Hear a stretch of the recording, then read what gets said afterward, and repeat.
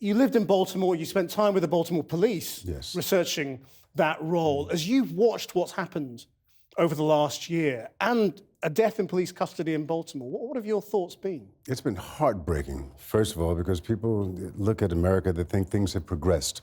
Things haven't progressed that much when we look at the amount of people who've been shot of color, whether they're Latin or Native American, over this past year.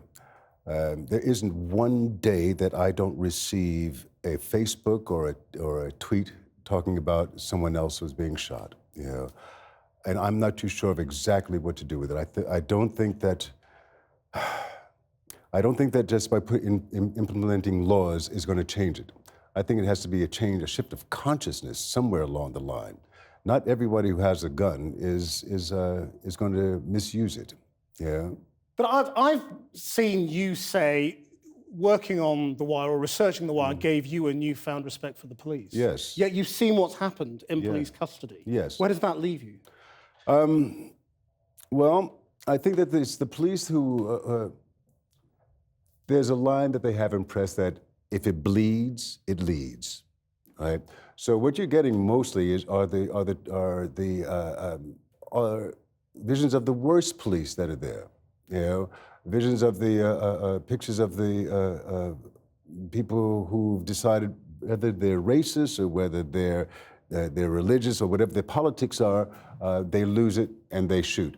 Most of the time, it's innocent. I mean, you're going to shoot a young 12-year-old boy like last week. How many more times can this go on? More broadly, when you see the president and his current campaign on guns and trying to tighten gun laws, trying to make America more safe, where do you think race comes into this, if anywhere? If anywhere, how about everywhere? In the 50s, people were being lynched. The 60s brought about some sort of change in civil rights, right? The 70s, things sort of calm on down. The gangs come up in the 80s. The 90s, people started shooting. And in 2000, the police have taken over. And when you look at the statistics, I'm sure that you'll see that there are more people of a darker hue who are being shot by those of a fairer hue. But what about this argument about guns and how the president is being received and the argument that's going on? Well, does his race matter in this argument when it comes to this debate between him and the NRA and their sports? Absolutely. Do you think that those guys are going to allow a black man to tell them to put the guns away? No way. Regardless of if Jesus showed up as dark as I am and did that, that would never happen. And then you're going to get, don't play the race card.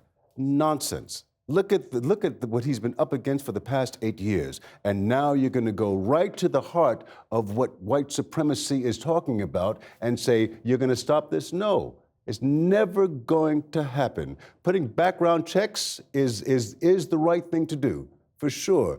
All these will be able to do is limit what's going on. I mean, you live in Britain a great deal of the time. Yes. You probably spend half your time here at least, don't you? I mean, is this just an area of culture we don't understand each other?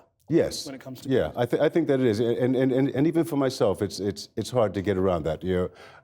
Being born, the Second Amendment was just given to us to protect ourselves. But that was when we had 6 shooters. Now we have assault weapons, we have bazookas. I mean, this is nonsense.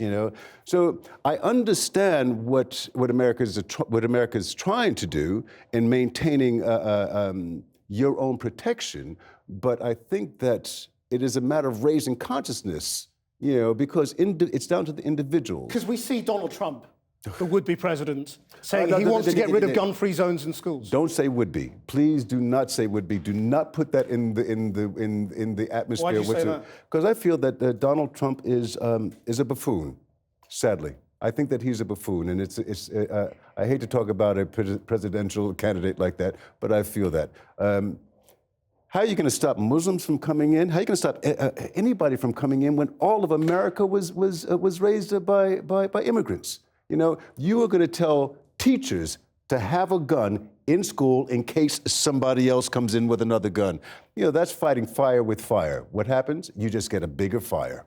Clarke Peters, thank you very much indeed for joining us. Thank you.